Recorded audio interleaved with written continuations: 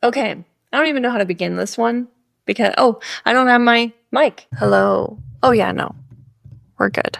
We're working. Okay, Joelle, I'm going to try and just rattle off an episode of by myself because I had a lot of people ask for that, and I know that bitch's schedule. That's an easy one to coordinate. Okay.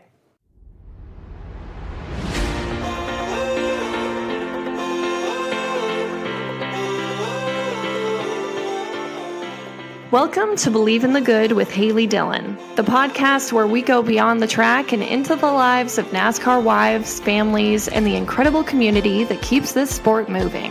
Here, we're all about the stories that fuel us, the highs, the lows, the grit, the grace, and the goodness we find along the way. So buckle up because we're diving into real conversations, behind the scenes moments, and the kind of inspiration that reminds us, no matter what, there's always good to be found. So let's hit the gas and let's get into it. Hello, everyone. I got a lot of requests when I was asking people what guest I should have on. A lot of people said that I should do an episode by myself to tell you guys a little bit about me. And so I also thought, well, I don't know what you guys want to know. So ask me a bunch of questions and I will answer them in an episode. So here we go. I'll just dive into the questions you guys started asking me. One of the very first ones was, how did you and Ty meet? So I feel like if you've listened to the episode with Ty and I, you got a good taste of this. So maybe, I'll give the Spark Notes version. But if you want to get a little bit more of the in-depth, maybe go to that one. But anyway, I grew up in Seattle and I grew up in Snohomish, Washington, about 25 minutes outside of Seattle. And then I grew up in a racing family that did it as a hobby. We raced quarter midgets. And then when we kind of outgrew that, we raced a few different types of things and then moved into the Legend Car series. And my brothers, to age us, I think my brothers found it in the local newspaper that got thrown on our doorstep, how things were found then is just kind of funny. But anyway, I think it was that one of my brothers found it in the newspaper that they were doing the summer shootout at Charlotte Motor Speedway.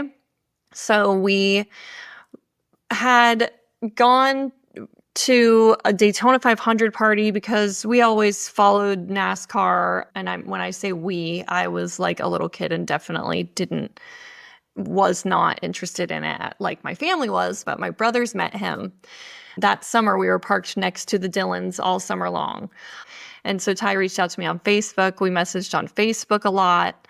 He would reach out to me constantly on Facebook. And I was just like in college and had a boyfriend. And finally, he caught me single at one point in time. And I kind of I'd leave him on red. He sent me I look back and he sent me 9 messages in a row on Facebook at one point to where I finally replied and said, I remember said, tell me to F off if you don't want to talk to me. You're different out for something. There's something about this that I just want to get to know you more.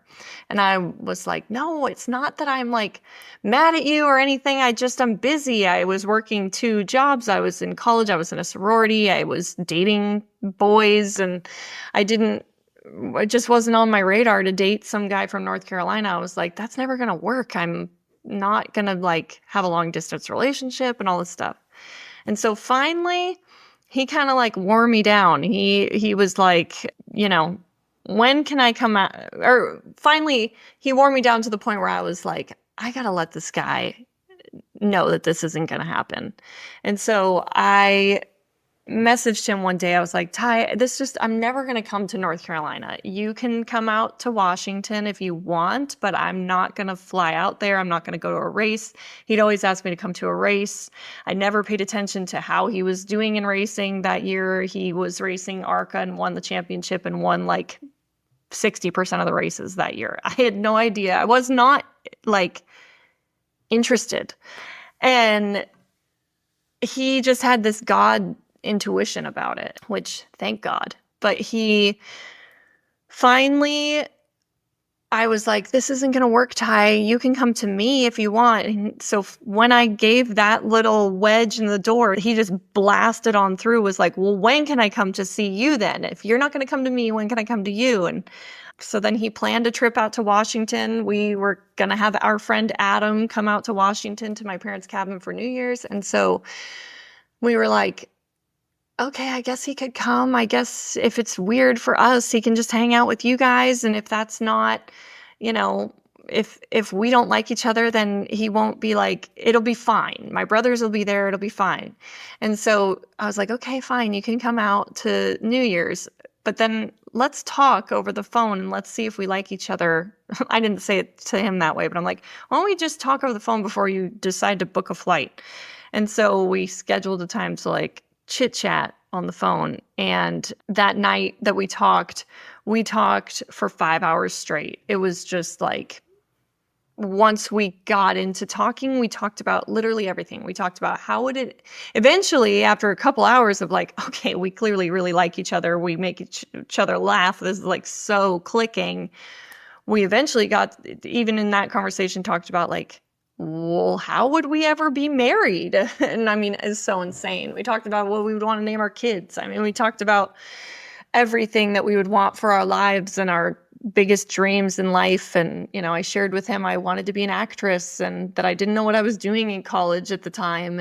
And he told me his dreams of, you know, that he loved racing. He wanted to be a champion NASCAR driver. And, you know, we talked all about our families, and it was just like this immediate, and then we just talked about nothing. Like we had, I remember we had chickens at the time, and I told him I had to get like how you get the eggs out of the chicken coop. And he just like was laughing at me. You know, we just had funny banter immediately, and that we still have to this day, but it was just an instant click. And he booked his flight the next day, and that was about a week away from coming out for New Year's. And actually it was December 20th, because fast forward a few years later, December 20th was the day we booked the venue to get married, which we did not plan on. And that was a really big surprise. That night we talked on the phone, I had written in my journal that I thought I was going to marry him, that I was falling in love with him already just after a phone call.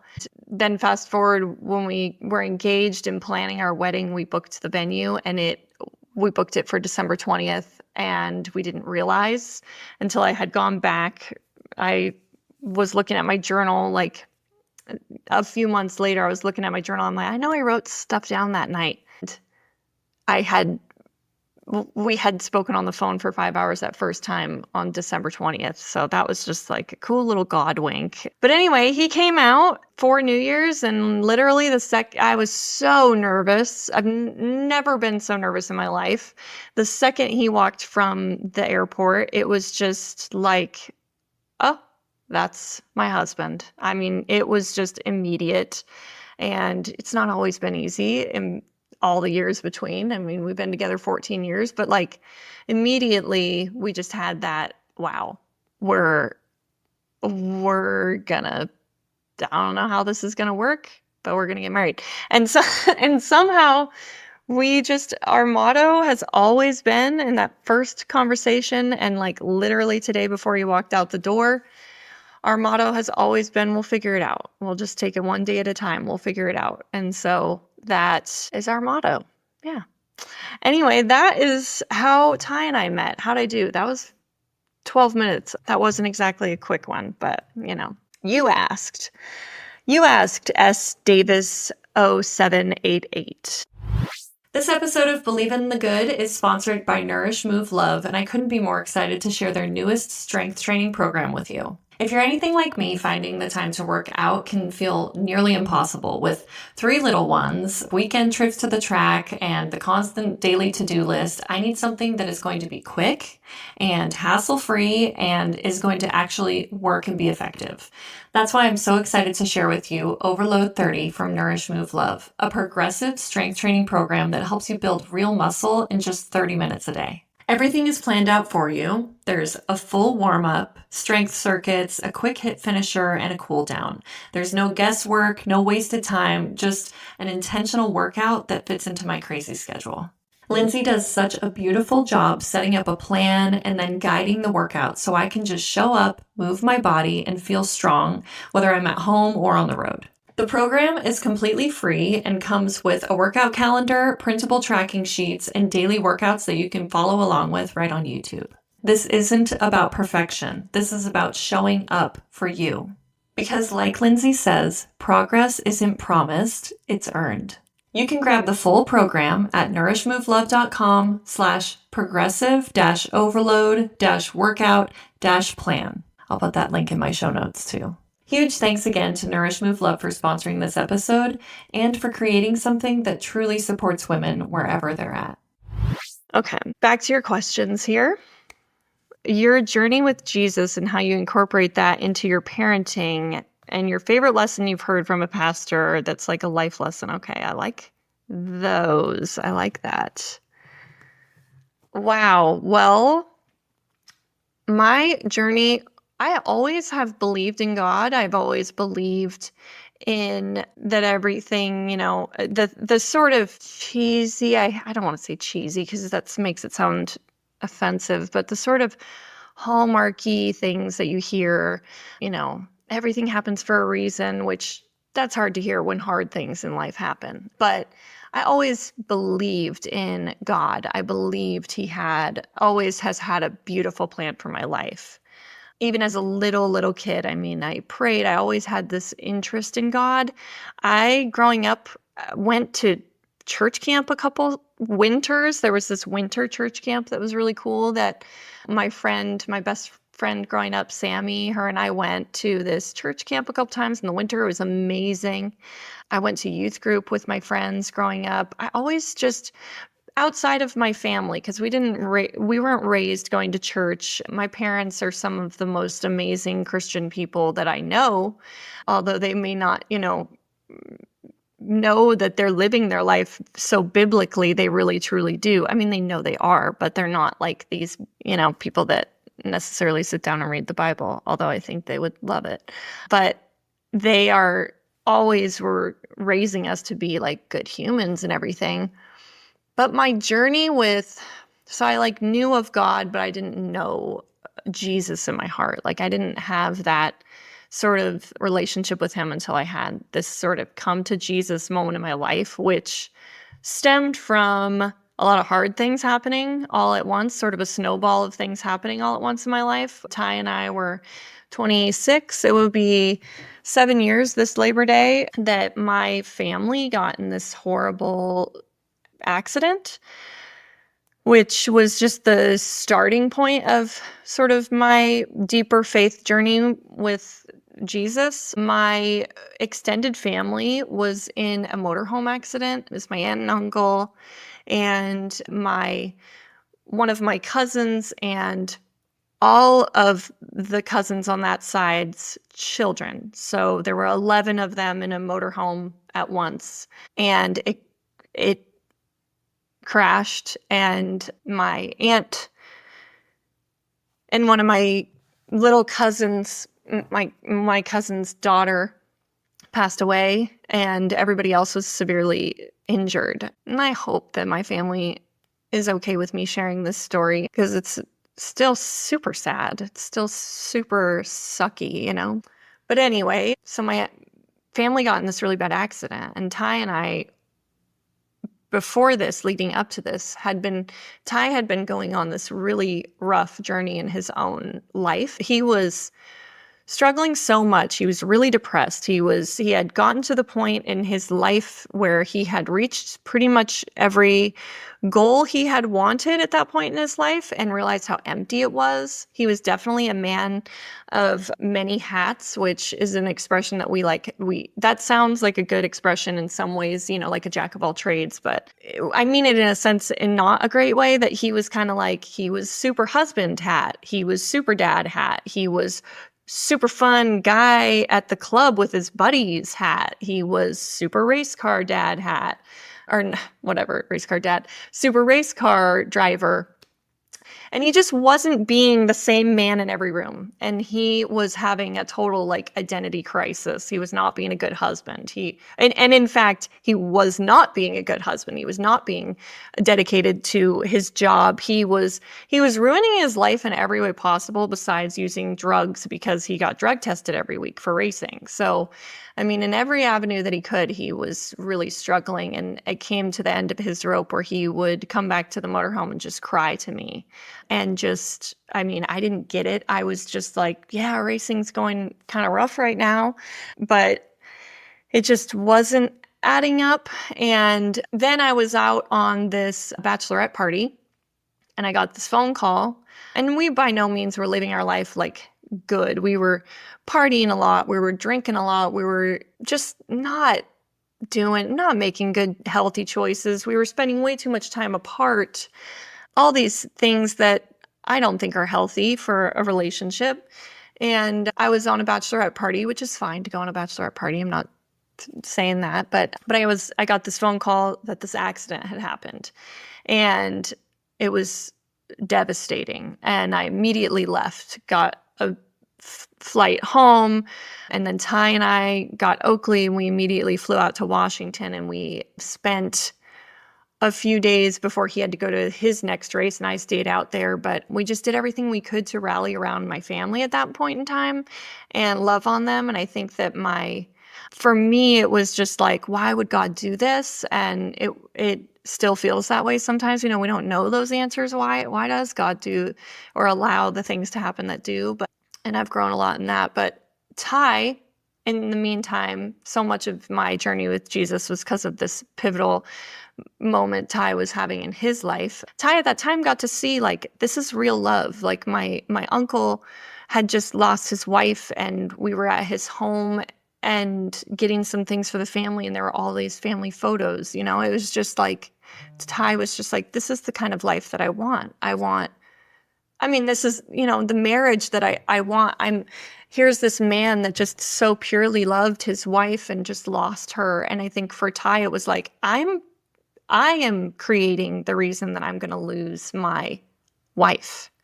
And it just was not good. And he fast forward to like a few weeks later when things are kind of like, we're kind of getting our life back in a little bit of a rhythm. And it was something just building up in him that he was like, I basically have to tell Haley all of these things that I've been through that are going through my mind, that I'm like severely depressed, that I think about driving. And if I crashed and died, I think I'd be okay with it. That like he kept having these dreams that he was going to crash his car, his like street car and be in the ditch somewhere and no one would find him. Like he just was having these really dark moments in his life. And it was because he wasn't living right. And he was living like a jackass.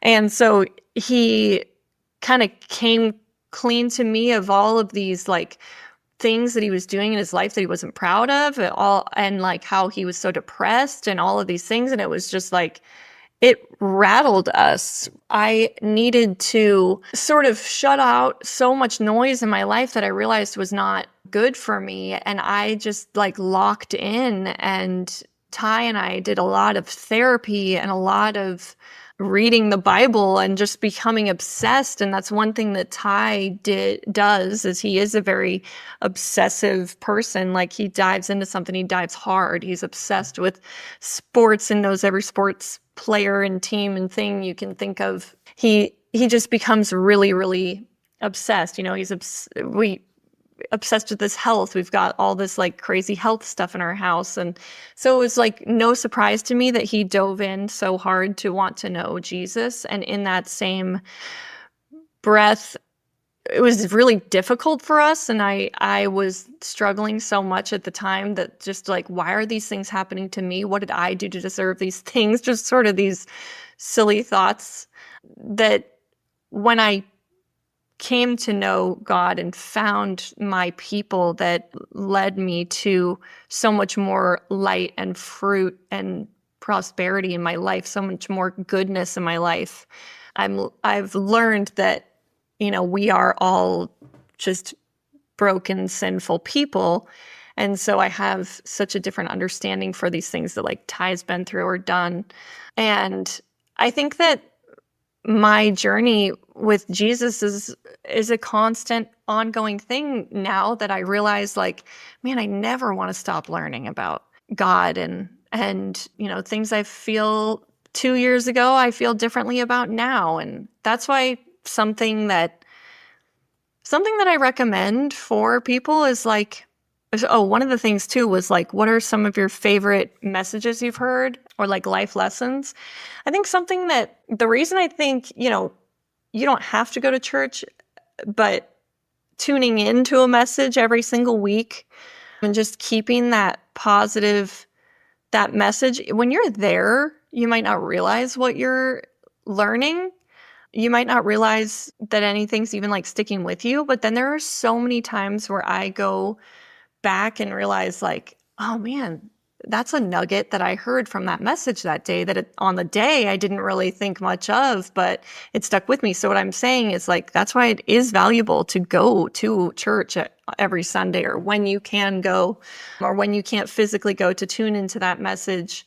And I think, if you don't believe in God, if you don't believe in Jesus, I challenge you to ask him into your life. Okay, Jesus, show me that you're real. And I mean, he is the great convincer. And I also would challenge you to, if you don't believe, read the Bible and then tell me you don't believe. I mean, truly sit and, sit with your Bible.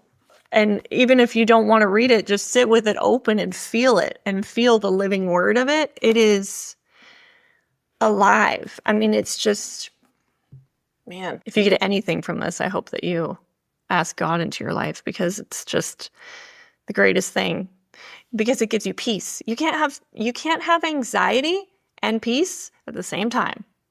And when you can, it talks about it in the Bible, like cast all your worries, all of your anxieties to the Lord, and he will give you a peace that transcends all understanding. And it's true in some of the darkest moments when all I can pray is Jesus, Jesus, Jesus, just repeating those words. The peace that comes over you in this most stressful of times is really unbelievable. One of the things that I heard that sticks with me, couple just like little nuggets that I think about all the time. One of them that I have been thinking about lately that I feel like somebody needs to hear. Like, I don't know what it is. I need to hear it. Everybody needs to hear it. One message I heard one time from a pastor was just a concept of comparison. Because comparison and greed are just the thief of peace and joy. And one of the things that I heard that I love is imagine you're on a foot race racing with your friend and you're running as fast as you can, but you're so busy looking at that person running next to you and they are just running forward and digging and looking and they're not concerned about what you're doing. They're racing with their head down as fast as they can. You are so busy looking at them, you cannot run as fast when you're looking this way. Aerodynamically, as if you are just looking forward and paying attention and staying in your lane. And basically meaning, don't compare. Stay in your lane. You keep your head down digging and you stay in your own race and stop comparing to everyone around you. You pop your head up, you might look around and realize, whoa, I didn't realize how far I had gotten. Comparison will absolutely kill your joy. Greed will kill your joy and your peace. That's a nugget that I love. And also, feelings are like the flu. You're probably going to feel different in 24 to 48 hours. That's another good nugget. Bishop Jakes said that at one point. And it's so true because you will get, like, if you want to say that, I'm going to say that thing to that person. It's like, just chill. Keep that item in your Amazon cart. And if you still want it in 24 hours, then buy it. Feelings are like the flu. You're going to feel different 24 to 48 hours. Okay. back to some other questions. Okay, how did you get into acting, and did you always want to be an actress? I always wanted to be an actress. I would drag my mom to all of these things in Seattle, these different agencies, trying to be a model and an actress. And I always wanted to be an actress, even when I was maybe from the time I was like 3 years old. I was always kind of wanting to put on a performance. We had this fireplace that kind of jutted out, and we had a wood stove, and it was like a stage. I would stand on it. I had this little green thing that I pretended was a microphone, and I would like put on performances, and I would be in my bedroom singing as loud as I could, thinking no one could hear me. And I remember one time my dad was like, "Is that Haley singing? That's pretty good." And I was like mortified. I just always was wanting to like perform, be an actress. Always wanted to do musical theater, and did a lot of musical theater. I did every play I could audition for, all through middle school and high school. And then I wanted to move to LA and wanted to be an actress. And my parents were like, "What would be a practical route for acting? Maybe you could do broadcast news." Because I wanted to go to Wazoo. I wanted to go to college and like do the whole sorority thing. And then my parents were like, "What would be practical?" And so I thought, okay, maybe I'll be a news anchor. And I quickly realized that was not at all what I wanted to do, and despised that type of thing. I very much commend news anchors because that is a really hard job. But then Ty and I started dating, and before we first were talking, I was transferring. I was going to transfer to UW. I was looking at places in Seattle that I could live. I was talking to friends that went there, like who could I live with? What could we do? And then Ty and I started dating, and I like packed some bags and went out to North Carolina after that semester of my second year of college, my sophomore year. And I was already transferring, so I was like, had sort of pieced out to Wazoo, and my parents were like not the type of parents that were like, "You need to get an education." They were like, "If you're going to waste your education, then stop now. We don't need to spend another 40 grand on, 2 more years of school." And so neither one of my parents were college graduates. My dad went to the School of Hard Knocks and has made a lot of himself and is a very self-made man. And so it wasn't like this, "You need to finish," but I think it also was like my drive, and they saw that it was like, not that I was just going to be a deadbeat. I don't know. But I went to North Carolina, and I was just like, maybe I'll take a year off, and maybe I'll reassess the situation after, the first semester, and then maybe I'll go and to UW. And then I moved to North Carolina. Basically, like I kind of open-ended ticket, went to North Carolina. And I'll share this story. I don't think it's not bad or anything.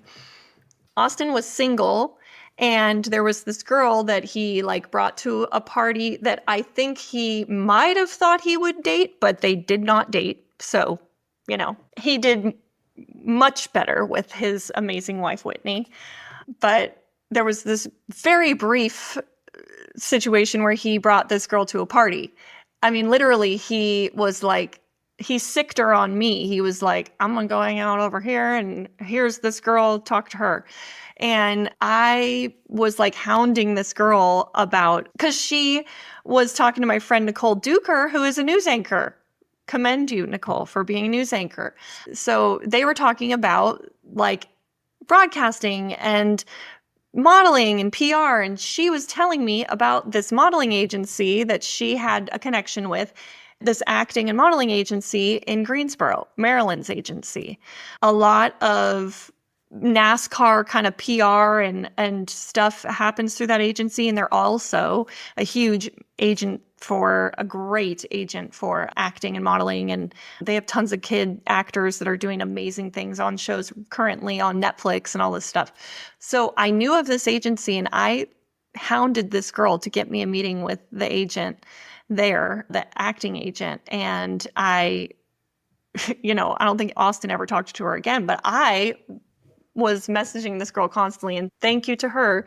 She got me a meeting with the agent, and so this all happened like right that first summer that I moved to North Carolina, and I got with that acting agent, and I thought that if I signed, I was just going to be an A-list celebrity agent actress. All of a sudden, I just thought I was going to be the next household name on your favorite, blockbuster hit.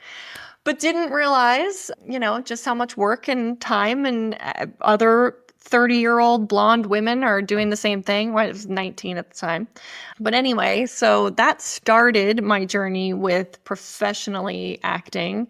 And it's one of those weird things because every actor will tell you that it's like, yeah, don't look at my IMDb, but I could tell you a lot more things. The credits, I've only gotten a few credits in the last couple years, but the amount of work that you do that is just silly little things is really fun. And I've now, after years of time and energy and classes and connections, I've been able to book some really cool things. I've got a movie coming out, so hopefully in the fall. I've got season 2 of Blue Ridge coming out in the fall, and where I play Dixie, the bartender, and I've been a reoccurring role in that show, and it's just so much fun, and I love it, and it's just something that I've never put to rest, that it's just one of those things that each day I put a little bit of effort into the acting thing, a lot of effort, but I put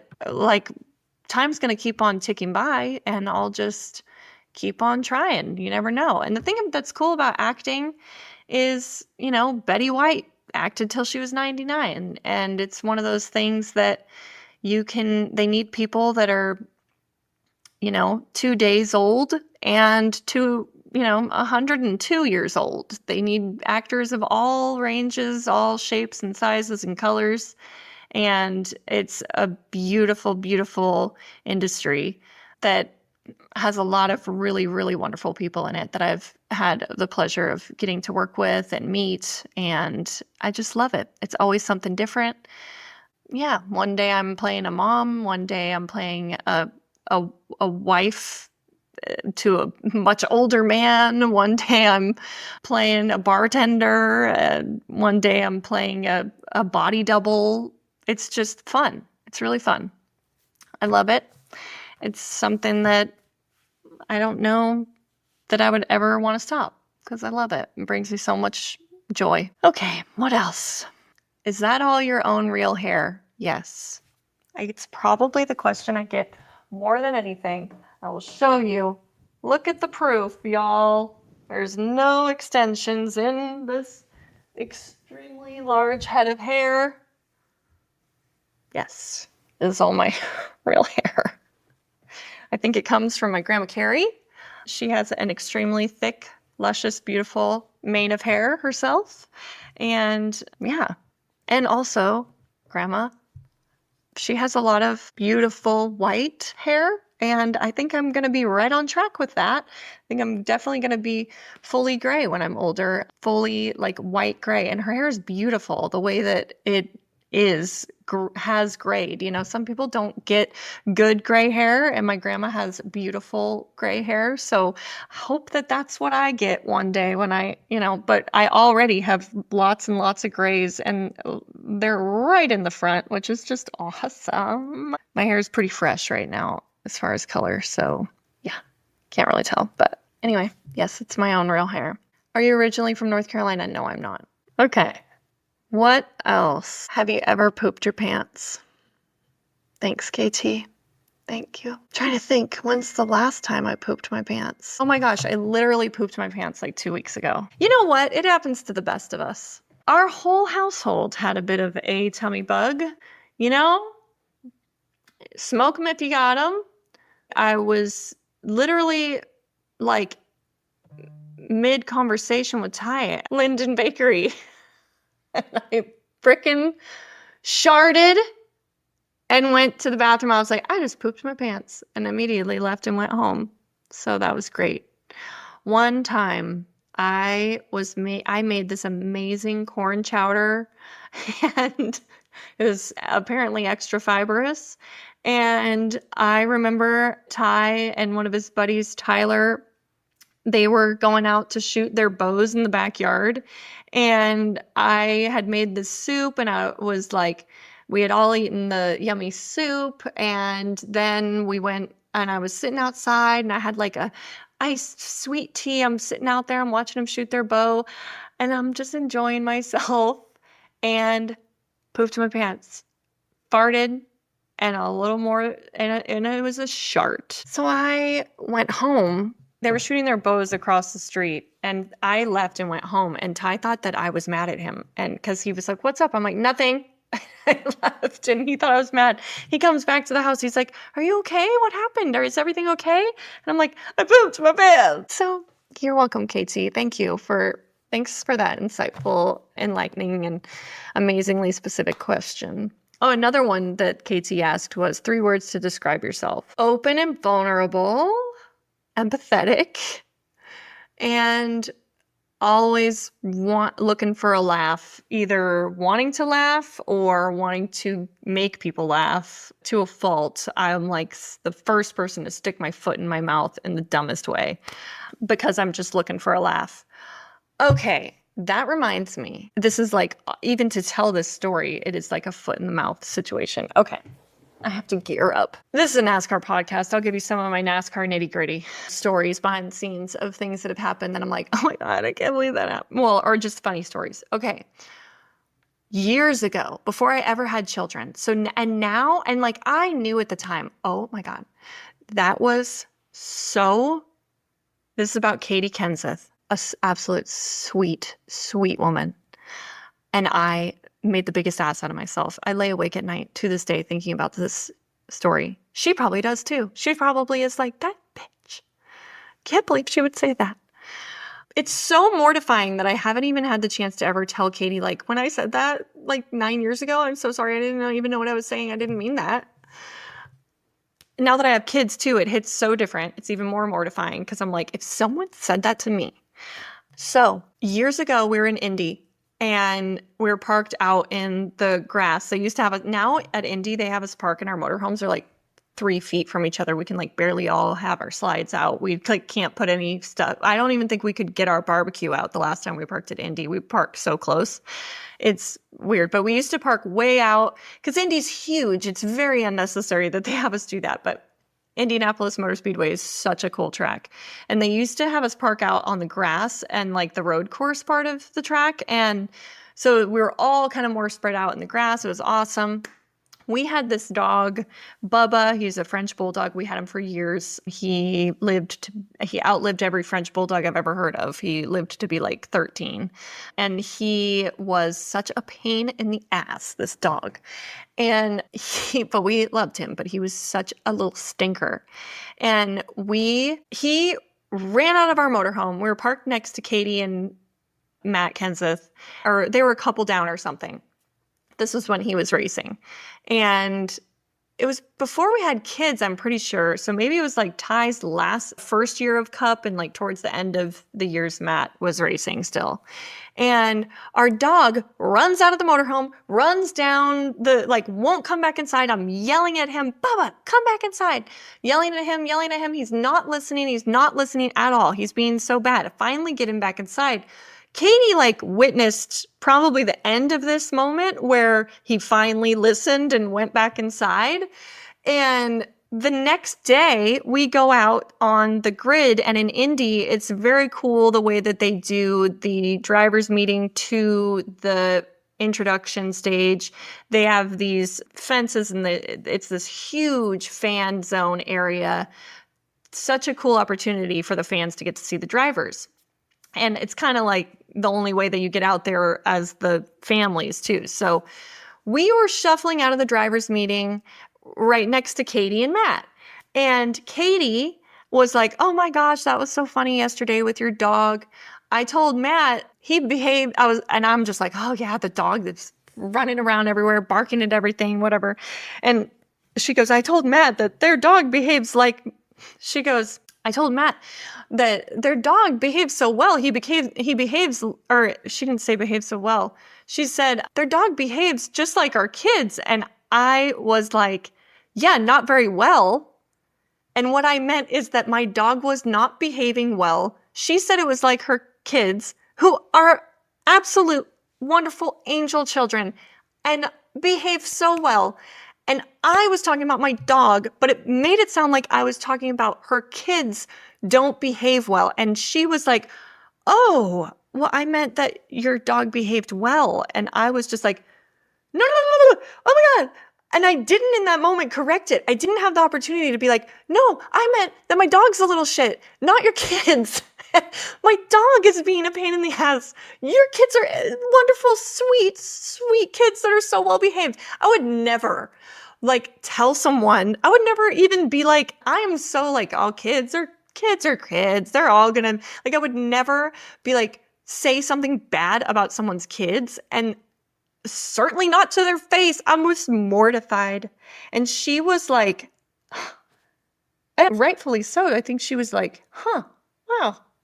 You just said my kids behave bad. Anyway, it was a total miscommunication, misunderstanding. And it was one of those things. And I'm like, oh my God, I'm never going to live that down. So Katie Kenseth, if you are out there, your kids are so sweet. And that is not what I meant. And I know that happened like 9 years ago. I'm still going to lose sleep over it.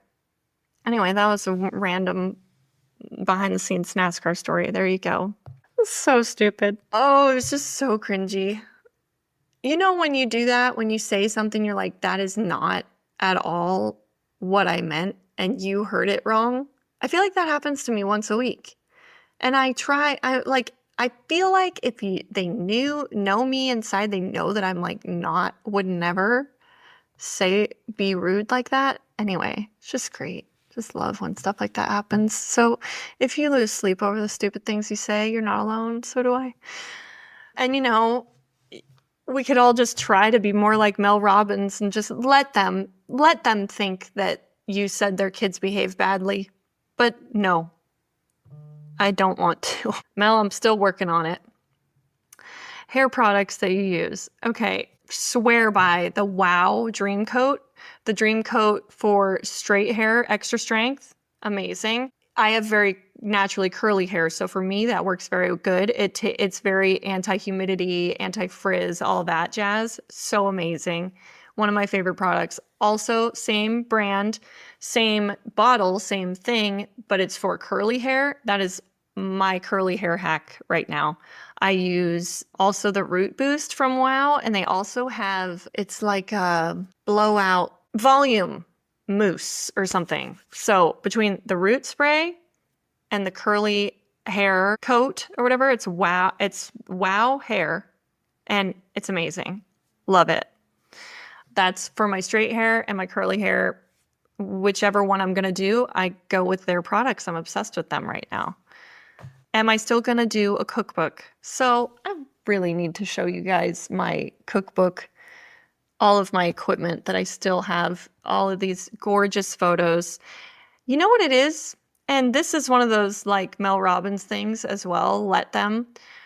I was creating this cookbook and I have all of these recipes. And then I got kind of like, the culture around all of these, seed oils, all of these things has really gotten loud.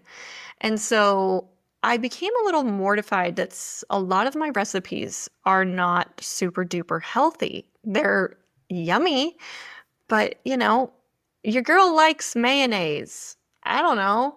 We joke that it's frosting in my family.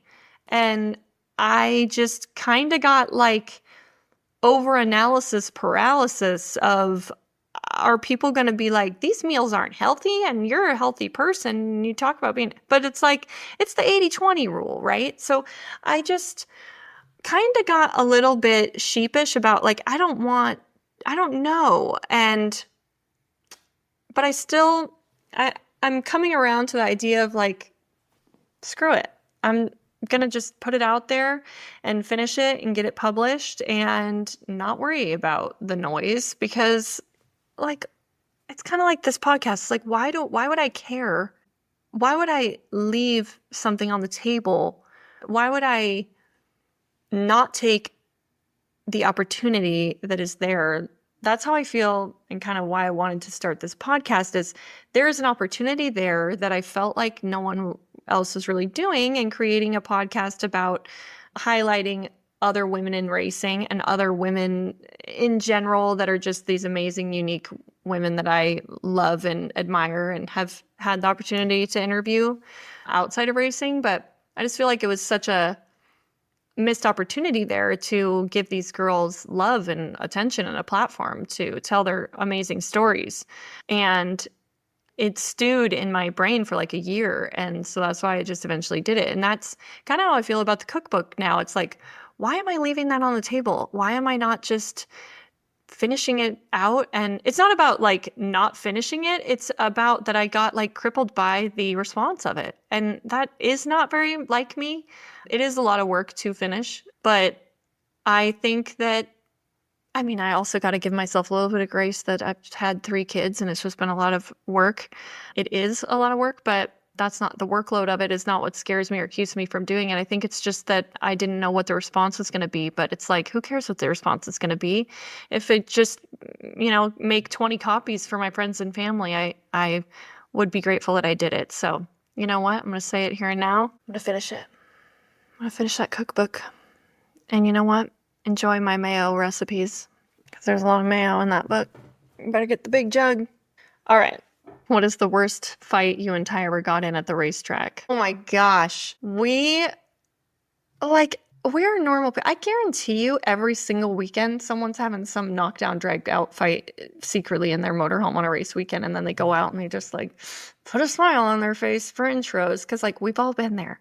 I mean, of 40 marriages, you can't tell me that there isn't at least one every given weekend that's like having some meltdown, yell at each other, fight in their motorhome, because we live 50% of our lives in the motorhome, and we're normal human beings. So we've totally had many fights on race weekends. I mean, oh my gosh, I'm trying to think of one that might stand out amongst the rest. Oh, one time we're again in Indy.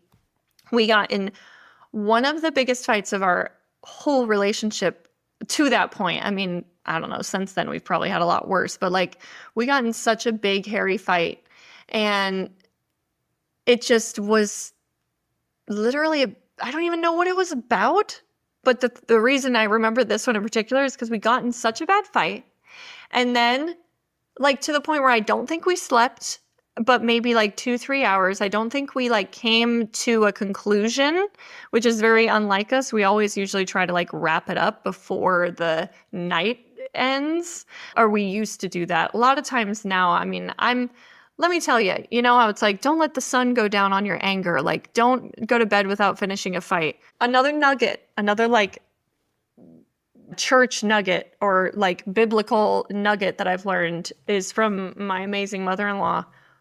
If you're feeling all sorts of emotions, you need to halt. It means you're either hungry, angry, lonely, or tired. Halt. So many times when we are like having these major meltdown fights, are we hungry, angry, lonely, or tired? It's most likely one of the 4. Get a snack, take a nap, let's readdress it, and then we're, 90% of the time over it, and it isn't as catastrophic as we were making it up to be. But one time we got in this big fight. I remember we didn't even sleep that night, hardly. Like maybe got a couple hours of sleep, and we like still hadn't figured it all out, and we were still fighting the next day on race day. And then Ty goes out and wins the Indy race that day. That was the day he won his Xfinity race that year. And oh my gosh, then it was just like, none of that mattered anymore. It's all good. I don't even know what we were fighting about, but it's just funny because yeah, I guarantee you every weekend people are having some, fight, not everyone, but like somebody, because we're human beings and we all are, deeply competitive people and intense people. And yeah, I guarantee you every weekend someone in that garage or someone in that motorhome lot is like having a tiff that they're working through, because So is life. So is marriage and relationships, right? Let me see. What other questions? There are a lot of them that are very similar. A lot about, just wanting to know about our faith and our relationship, how we met. And I love that. And I don't know if I addressed this. Am I originally from North Carolina? No, I am from the PNW, Pacific Northwest. I am from Snohomish, Washington. We love it there. We go out there as much as we can. If you can get out there in the summertime, it's the most gorgeous place you've ever been in the world. Books you like to read, favorite shows, music, everyday things about you. I love to read. I've got a bunch of books here on my bookshelf that I've got the whole shelf full, and then I've got books stacked in front of the shelf because I've run out of room. And I like something that's deep and meaningful, but I also just like a silly rom-com. I really, as far as like the rom-coms go, I love Christina Lauren. Those are dual authors. It's two women. They've written a lot of books and they're pretty fun. They're pretty cute, like rom-com books. And then Emily Henry, if she has written anything, I mean, I'm pre-ordering it. So she's written about 5 books right now that I think have become bestsellers, and they're all really good. Beach Read, People We Meet on Vacation, Big Beautiful Life. She's written a lot of, every single book she's written, I've read. Shows that I like, I'm currently trying to find something good to watch. I do watch a lot of stuff because I like to sort of analyze the acting and watch it from like a different lens. But I just recently watched Plane the other day with Gerard Butler. That is a little bit of an older movie, and that was really good. It was pretty intense. I would love to act in something like that. I love disastrous situations like The Day After Tomorrow movies, things like that. Or like, what's the one where there was the horrible tsunami and Tom Holland is the oldest son in the movie, and it's like The Impossible or something like that. It is so good, so freaking chilling. The thought of like getting removed from your kids in a tsunami and then that they actually found them again, and it's about a true story about a family. So many people, it's like such an insane movie. But yeah, I love movies like that are kind of those like Armageddon crazy movies. Would love to act in a movie like that. And TV shows, I mean, every single night Ty and I will watch something, and if it's like not on our regular fun upbeat vibe, we will turn Seinfeld on and we'll watch like a little bit of Seinfeld, and it'll just kind of like get us back in a good headspace, and we'll fall asleep watching Seinfeld and shut it off. Yeah, that's a little bit about shows and movies and things. I should definitely do an episode where I bring on the kids. That would be funny. They are a hoot. And what else? I don't know if I want to answer this, but who's the most famous person you've ever met? I don't know.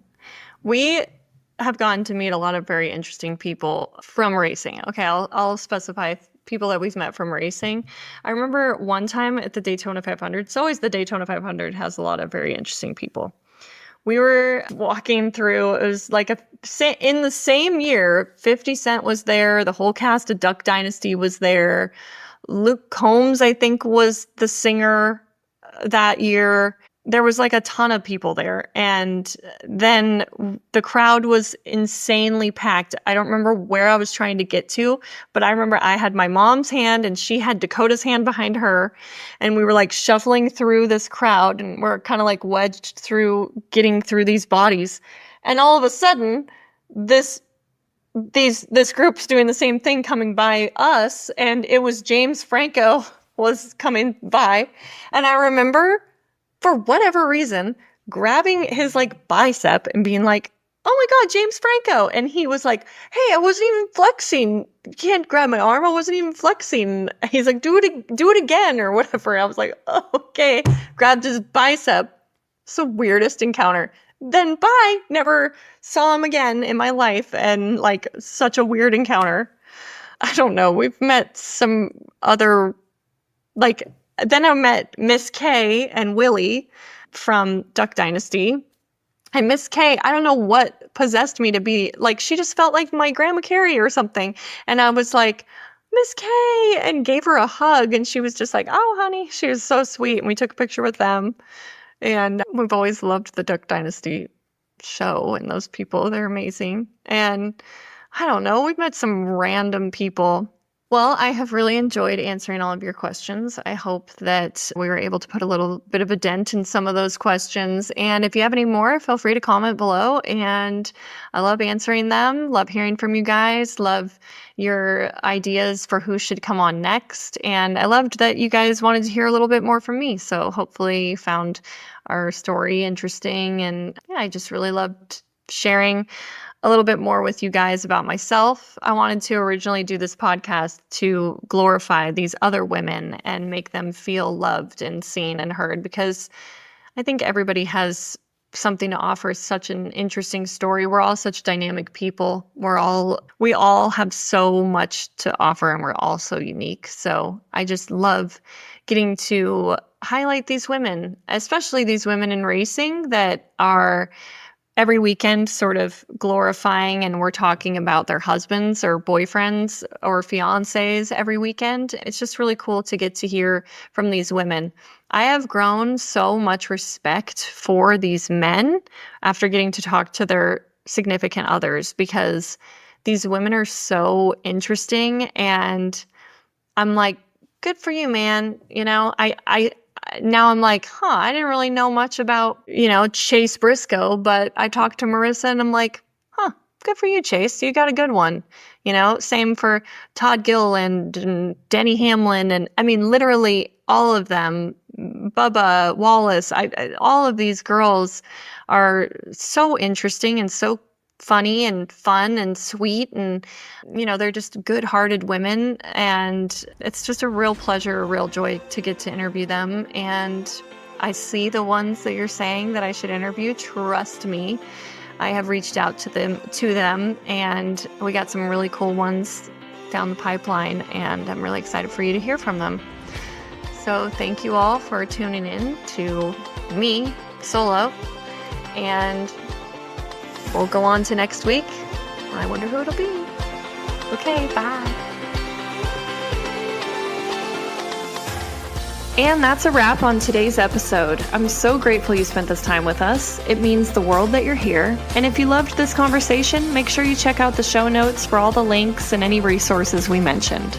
I would love it if you followed me over on Instagram and YouTube. This is where I like to share things about my life, little tidbits about our family. And hey, if you enjoyed this episode, the best way to say thank you is by sharing with a friend, leaving a review, and rating the show.